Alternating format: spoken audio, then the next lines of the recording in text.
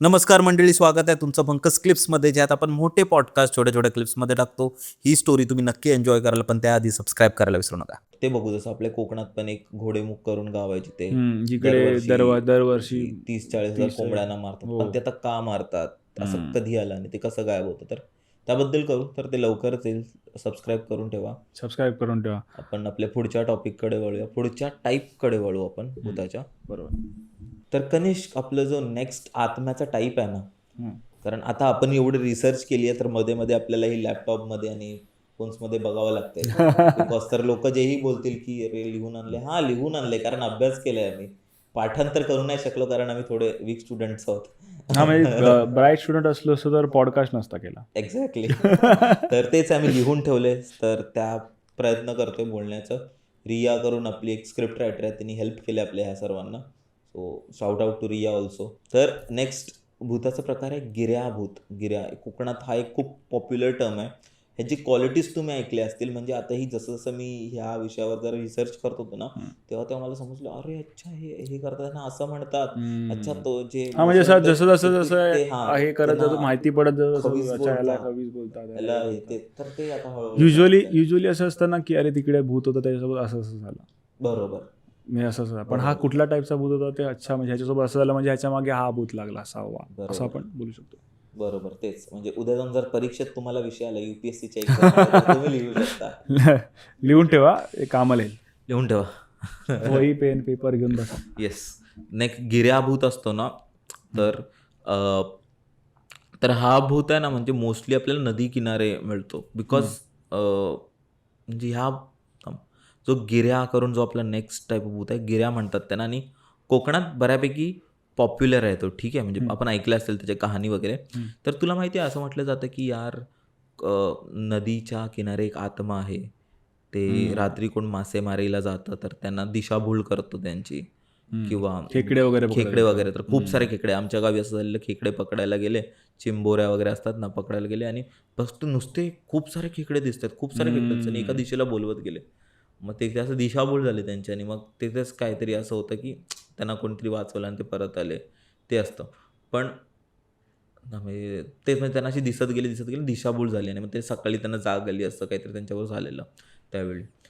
तर अशा प्रकारचे भूत जे असे लोक असतात ना, ज्यांचा मृत्यू नदीत होतो, समुद्रात होतो, तर तलावात होतो, तर त्यांना गिर्या असं म्हणतात. इवन मी असं पण ऐकलंय की जे गिर्यारोहक असतात ना, त्यांना पण म्हणजे वरून डोंगरावरनं पडून वगैरे मृत्यू होतो त्या लोकांचा. अच्छा, असं पण आहे का? हा, असं पण आहे की त्यांना असं क्योंकि वो गिर्या है. बोल चला, तुम्ही त्या ट्रेकिंग वेकिंगला जातो. बोलेगा हो पॉडकास्ट में क्या बोला था, गिर्या है. नाही पण असं गिर्यात है. काय गिर्यारोहक असतो तो, तर त्या गिर्यारोहकाचा कधी काय मृत्यू वगैरे होतो त्याचा, त्या तिकडे पण तलाव वगैरे काय असतात, तर तिकडे कुठेतरी पडून मृत्यू होतो, तर गिर्या असं म्हणतात. आणि हे लोक कसे असतात ना, गिर्या हा भूत हा युजली ना तुला पाण्याजवळ असं अट्रॅक्ट करतो. बरोबर.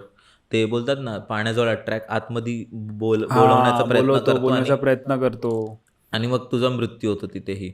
हा, मृत्यू होतो किंवा काहीतरी होतं. ऍक्च्युली ना, ते बोलू ना, खेकड्यांचं ते बोलवणं माझ्या मामासोबत असा किस्सा झालेला की तो गावी आपलं सगळं सामान असतं देवाचं वगैरे, तर त्यावेळी त्याला पाण्यामध्ये ना सोडायचं होतं, असं काहीतरी सोडायचं होतं त्याला, आणि तो असा सोडायला पाण्याजवळ गेला होता, आणि पाण्याजवळ तेव्हा त्याने सोडलं, तर जेव्हा त्याने ती पिशवी पाण्यामध्ये सोडली, ज्याला आपण देवाचं निर्माल्य म्हणतो, ती पिशवी सोडली, आणि पिशवी सोडल्यानंतर मग ती कुठेतरी अडकली. पुढे एक फोटो होता, तो अडकला. तर तो अडकला, तर त्याला असं वाटलं अरे थोडा दगडाच्या इकडे अडकला, तर आपण थोडं त्याला काढूया, जेणेकरून तो एक सपोर्ट देतो, तो निघून जाईल, त्याला असं वाटलं. तो परत उतरला पाण्यामध्ये. अगोदर उतरला नव्हता, पॅन्ट फोड करून तो उतरला, आणि उतरला तर मग त्याला आहे ना कोणीतरी पायाला धरलं आणि आतमध्ये खेचलं पाण्यामध्ये. हे आमच्या गावी होतं. हा, तर असं खेचलं त्याला पाण्यामध्ये. खेचल्याबरोबर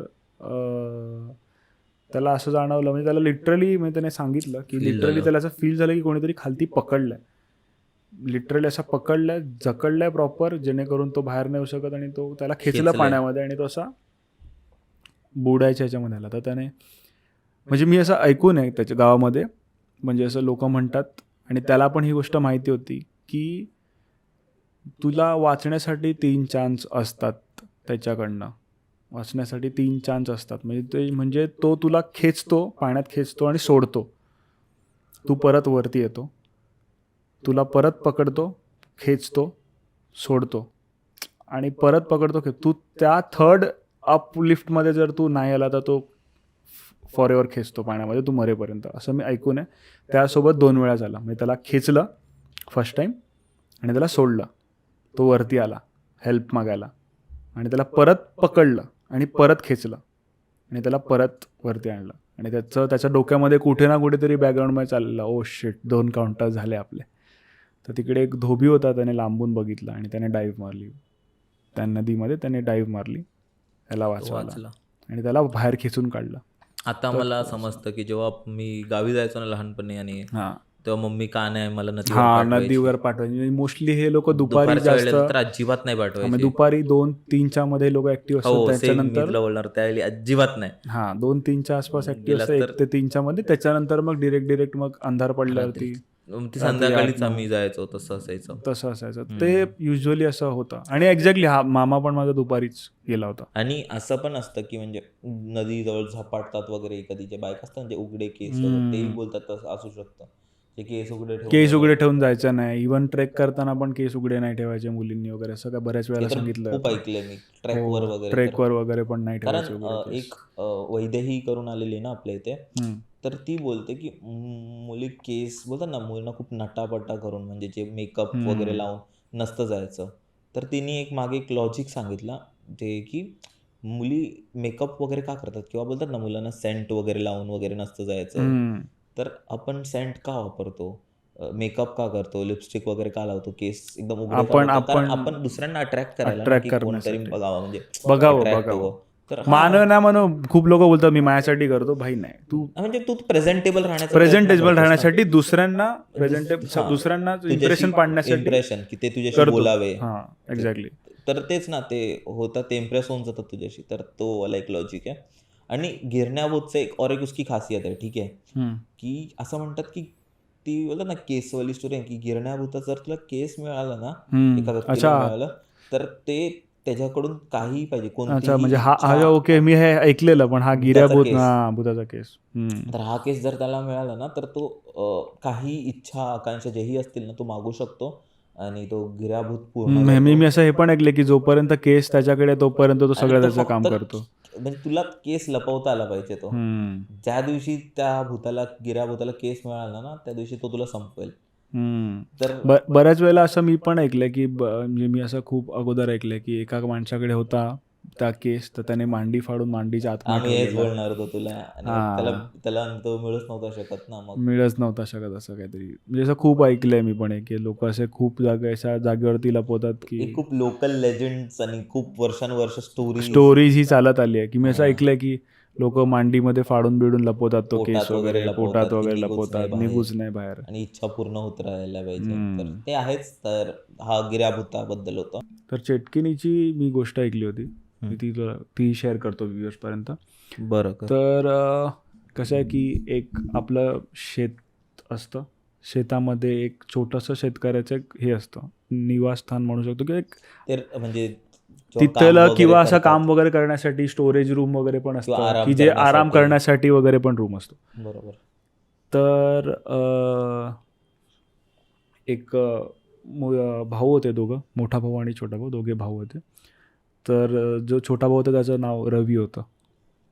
तर ते दोघं शेत राखायला ज्याला आपण म्हणतो त्याच्यासाठी ते लोक गेले. आणि शेत राखायला जायचं म्हणजे सगळंच काय काय घेऊन जावं लागतं. तर काय होतं की हे दोघं घरातनं रात्रीचे निघतात आणि शेत ह्यांचं बऱ्यापैकी मोठं होतं आणि त्या साईडला थोडं शेत जिकडे संपतं त्याच्या पुढे पिंपळाचं एक झाड होतं. तर आता हे लोक ह्यांच्या घराच्या इथे आले, जिकडे त्यांचं ते स्टोरेज टाईप वगैरे होतं तिकडे आले. आणि शेत राखायला म्हणजे कसं, कोण डुक्कर वगैरे येतात शेतामध्ये किंवा काय येतं रात्रीचे वगैरे नासधूस करायला, तर त्याच्यासाठी शेतकरी युजली जातो. तर हे लोक तिकडे दोघंजणं गेले आणि त्या लोक म्हणजे युजली ना लोक जेवणाचं हे घेऊन जातात, सगळं सामग्री घेऊन जातात. काही लोक जेवण घरून बनवून आणतात, काही लोकांची तिकडे चूल वगैरे असेल किंवा स्टोव वगैरे असेल तर बनवायला तिकडे सामग्री ऑलरेडी असते, थोडंफार काय असेल ते घेऊन येतात. तर ह्यांची चूल होती प्रॉपर तिकडे आतमध्ये.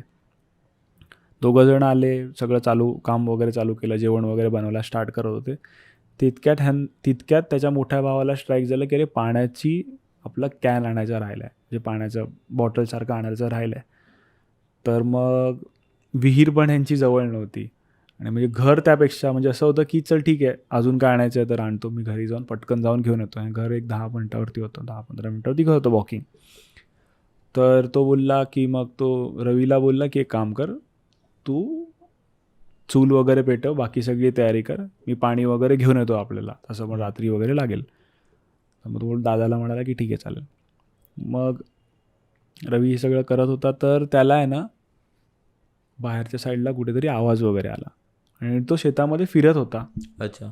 तर त्याला त्या साईडला आवाज आला तर त्याला असं वाटलं की अरे काही प्राणी वगैरे का किंवा काय. तर तो चेक करायला टॉर्च घेऊन बाहेर निघाला. तर तो असं सगळं टॉर्च वगैरे गॅदर करत होता बाहेर निघण्यासाठी. तर ते जे त्यांचं स्पेसिफिक घर आहे ना, ज्याला जे तिथे तो होता, जिकडे चूल वगैरे पेटवत होता, त्याची लाईट गेली. त्याला वाटलं की पूर्ण गावाची गेली. तर त्याने बाहेर यायला बघितलं तर बाकी सगळीकडे लाईट आहे. बाहेरचं लांबून दिसतं गावामध्ये की घरामध्ये कुठे कोणाच्या लाईट आहे का. त्याला दिसलं की आसपासच्या लांबच्या घरांमध्ये लाईटी आहेत, पण जे कनेक्शन सेम ह्यांच्याकडे येतं त्याच शेतामधल्या घराचा लाईट नव्हती, त्या निवासस्थानाची ते लाईट नाही आहे. तर ह्याला असं झालं की स्पेसिफिकली काहीतरी मोटरमध्ये किंवा कुठेतरी वायर कट किंवा काहीतरी झालं असेल. तर हा टॉर्च घेऊन ते चेक करायला गेला आणि अनफॉर्च्युनेटली ते त्या पिंपळाच्या झाडाच्या दिशेच्या त्या साईडला होतं, म्हणजे त्या तिथून जायचं होतं, तिथून जायचं होतं. तर तो त्या साईडला गेला आणि त्याला असं कुठेतरी आवाज वगैरे आला त्या साईडला पण. तर तो तिथपर्यंत पोचला, जबकी त्याला असं थोडं राईट वगैरे काहीतरी मारायचं होतं, पण ते लेफ्ट साईडला पिंपळाचं झाड होतं. तर तिकडे आवाज आला म्हणून त्याने ती टॉर्च अशी वळवली तर म्हणजे त्यांनी ऐकून होतं, म्हणजे ते असं गावामध्ये ऐकून होते की पूर्वी खूप अगोदर जेव्हा आजाराने वगैरे लहान लहान मुलांचे मृत्यू झाले होते, ते त्या पिंपळाच्या झाडाखाली पुरले होते, म्हणजे त्यावेळी पुरले होते.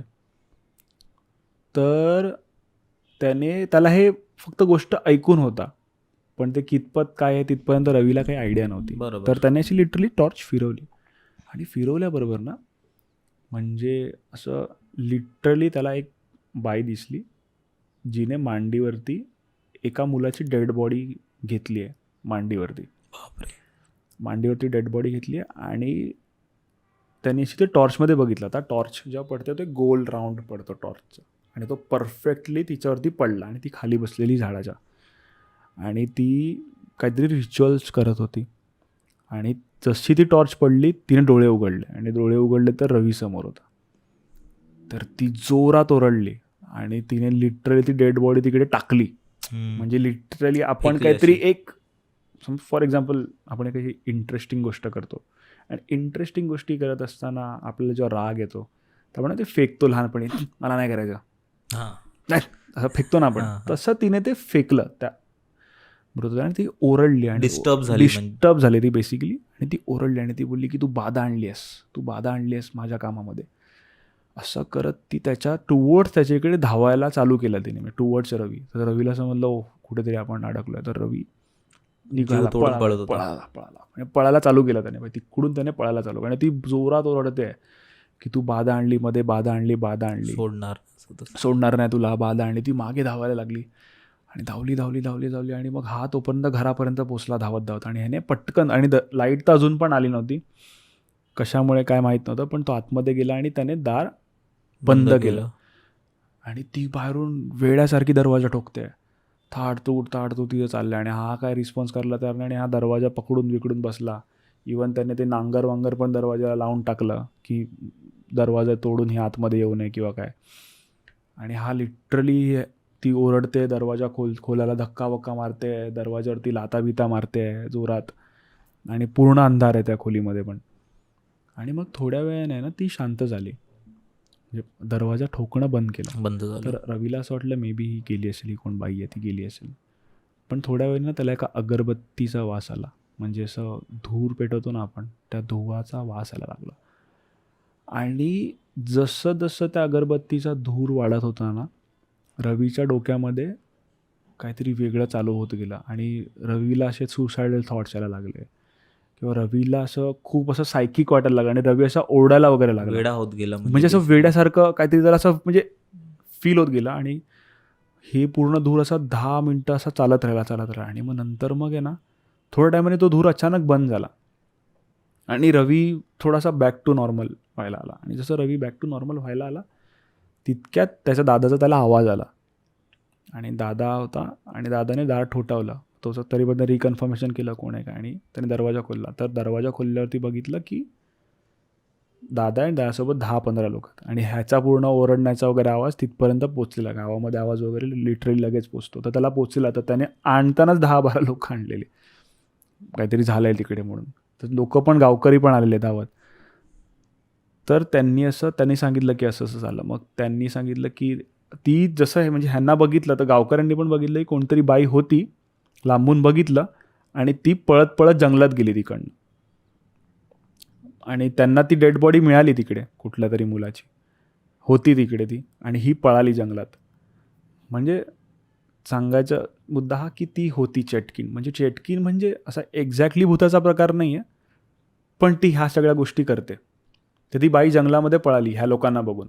अदरवाईज तिने रवीला काहीतरी केलं असतं, धुरातनं धूर पाठवून काहीतरी हिप्नोटिझम केलं असतं किंवा काहीतरी केलं असतं. इट्स लाईक शैतान मूवी जो आहे. तर ते आपण त्या आर माधवनचा जो कॅरेक्टर आहे त्याला आपण चेटूक करणारा किंवा चेटकीन आपण म्हणू शकतो. बरोबर. बिकॉज हे सगळं ते लोक काम करतात आणि त्यांच्यामध्ये तेवढं ब्लॅक एनर्जीचा हे असतो, हिप्नोटाईज करणं लोकांना, हा, किंवा असं काहीतरी आपलं काम करून घेणं, किंवा असं काहीतरी त्यांना येत असतं बऱ्यापैकी. ते लोक चेटूक करण्यामध्ये एक्सपर्ट असतात. तर ते लोक, ती काहीतरी रिच्युअल करत होती त्या डेड बॉडीसोबत आणि ह्याने काहीतरी मध्ये बाधा टाकली. तर ती त्याच्यासाठी त्याच्यावर रागवून त्याच्यावरती काहीतरी प्रयोग करत होती. पण फॉर्च्युनेटली रवीचा मोठा भाऊ तर लोकांना घेऊन आला, त्यांना बघून ती पळून गेली. पुरलेली जी डेड बॉडी होती जिला हे केलं, हा, ते म्हणजे परत मे बी ती काढून- काढत असेल, काहीतरी करत असेल. बट युजली चेटकीन हा पण ते प्रकार पण म्हणजे आहे असा असतो. की आणि इथे हा पण क्वेश्चन येतो की मग ती आत्माच होती, मग ती दरवाजातून का नाही, दरवाजातून का नाही, आत्मा नाही, मी बोललो ना, आत्मा पण असतात चेटकिनीचे किंवा करणारे मनुष्य. माणसं पण असतात, त्यांना पण बोलतात. म्हणजे ते लोक जिवंत मनुष्य. हा, जिवंत मनुष्य, जसं आर माधवन तो चेटकीन होता. बरोबर. हा, त्याला आपण बोलू शकतो. Got it. समजलं. तर ते आयदर मेलेले पण असू शकतात, जिवंत जे अशा लेवलवरती करतात त्यांना आपण म्हणू शकतो. बरोबर. मंडळी, जर तुम्हाला ही स्टोरी आवडली असेल तर डिस्क्रिप्शनमध्ये आम्ही पूर्ण एपिसोडची लिंक टाकलेली आहे, तो चेकआउट करायला विसरू नका. त्यात अशाच प्रकारच्या भरपूर स्टोरीज अवेलेबल आहेत आणि सबस्क्राईब करायला विसरू नका.